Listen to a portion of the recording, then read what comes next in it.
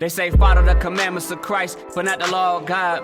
I don't think they understand that what they say is flawed. If Christ is God in the flesh and he gave a command, don't that mean his laws in effect?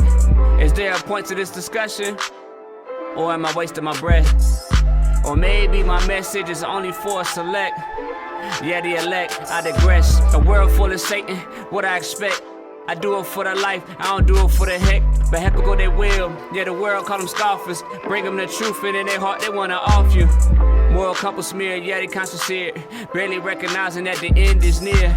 Righteous hearts bold, we don't walk in fear. This message of truth, it ain't for itching ears.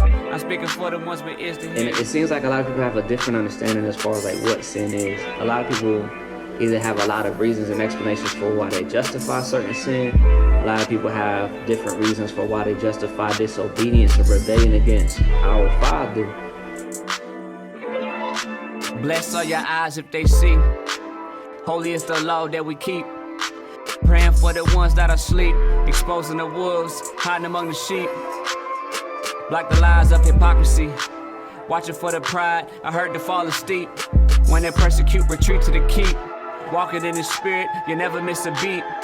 When you break, you the least. Even more when you teach. Watch the words that you preach. On judgment day, you bound by your speech. This is warning, take heed.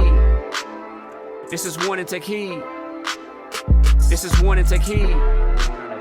This is warning, take heed. The shift that did occur through the cross, right? Because a lot of times people, we all know, we've said it here before, we hear it all the time where people say, well, because Christ came, like it's not about this and it's not about that, and you know, we don't worry about the law of God and different things like that. But I think in a sense, what people are trying to make sense of something that what they're saying is partially true, but at the same time, because they're lacking some very solid foundations and they don't really have the precepts to support their stance, that's what makes it wrong. Because at the end of the day, we know what Christ said about his commandments, right? We know what Christ said about the law of God. I think what people are wrestling to deal with is like, what does that look like under Christ, right? Because what does it look like when sin, the scripture says that sin is transgression of the law, right? What does that look like? And so I want us to come at it from a perspective that really identifies the personal responsibility of the believer, which I think is important, because a lot of individuals will talk about the personal relationship we have with the Father through Christ, right?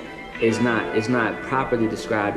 People will describe it in a way as like a one-sided relationship, if that makes sense.